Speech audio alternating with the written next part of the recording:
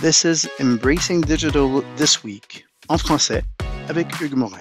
Voici donc les nouvelles qui ont retenu l'attention cette semaine. Intelligence artificielle. Selon un rapport, JP Morgan, le géant bancaire, a affiché plus de 3600 emplois reliés à l'intelligence artificielle, reflétant l'intérêt croissant de Wall Street pour cette technologie révolutionnaire. Cette initiative met en évidence la dépendance croissante de l'industrie à l'égard de l'intelligence artificielle pour diverses fonctions et marque un changement dans le secteur financier vers l'adoption de l'IA et de ses avantages potentiels. OpenAI a développé une méthode pour améliorer les capacités de raisonnement logique des modèles d'IA afin de réduire les cas d'hallucination ou de génération d'informations incorrectes. En modifiant le processus de formation, l'équipe de recherche a pu produire des modèles qui présentent une meilleure cohérence et évitent de faire des détails inventés. Ce développement contribue à créer des systèmes d'IA plus fiables et dignes de confiance.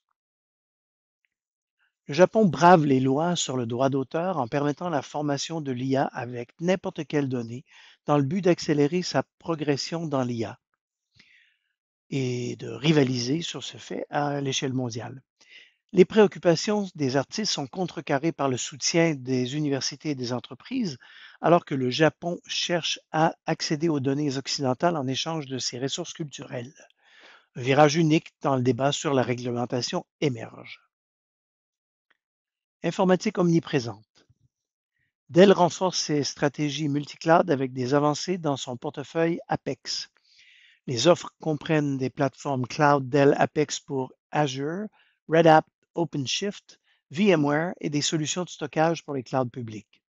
Dell Apex s'étend pour fournir des ressources de calcul et des PC as a service, tout en s'associant à Databricks pour permettre l'analyse des données sur site et dans des environnements de cloud. HP Enterprise, de son côté, offre à présent des offres multi-cloud pour sa gamme de produits GreenLake. Un rapport récent d'Information Week prédit que les dépenses mondiales en services cloud atteindront 1,3 milliard de dollars d'ici 2025, soit une croissance d'environ 16,9%. Cependant, de nombreuses organisations ont encore besoin d'aide pour le retour sur investissement et le rapport identifie des domaines critiques pour améliorer le retour sur investissement dans les déploiements cloud, notamment le FinOps, l'adoption de technologies cloud multi-hybrides, le DevOps et l'ingénierie de plateforme et de sécurité cloud. Microsoft Azure DevOps a connu une panne de 10 heures dans la région du sud du Brésil en raison d'une simple faute de frappe qui a causé la suppression de 17 bases de données de production. L'erreur est survenue lors d'une mise à niveau de code et d'une faute de frappe dans la demande de fusion qui a conduit à la suppression de l'ensemble du serveur.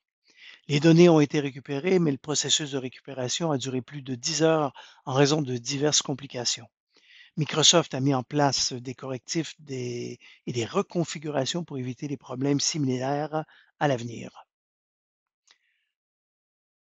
Sécurité cybernétique.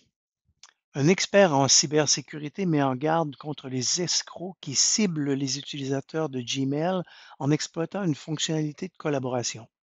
Les utilisateurs reçoivent des invitations frauduleuses qui les redirigent vers les sites malveillants. La vigilance, les vérifications des demandes, l'activation de l'authentification à 2 facteurs et la surveillance des paramètres de compte sont recommandés pour se protéger contre de telles escroqueries. Selon une enquête menée par Cisco Hall of Fame, la sécurité cloud est la principale préoccupation des professionnels de l'informatique. Le rapport met en évidence la dépendance croissante aux services cloud et la nécessité de faire face aux défis de sécurité tels que les violations de données et les accès non autorisés. Les principaux domaines d'attention comprennent la gestion des identités et des accès, le chiffrement, la détection proactive des menaces pour garantir des mesures de sécurité cloud solides et la recherche de talents en cybersécurité ayant une expérience en service cloud. Dans un article récent, Walmart a ouvert la discussion sur ses meilleures pratiques, espérant ainsi améliorer la connaissance de son écosystème de fournisseurs et de partenaires. Le Centre des opérations de sécurité de Walmart et son approche de défense en profondeur illustrent les meilleures pratiques, mais les petites entreprises ont besoin de stratégies pratiques. L'alignement des protocoles de sécurité, la mise en place d'une gestion forte de l'identité et de l'accès, ainsi que la révision des politiques d'accès peuvent améliorer la protection. Les technologies de sécurité de nouvelle génération offrent des solutions rentables pour atténuer les menaces cybernétiques. Et voici pour Embracing Digital cette semaine.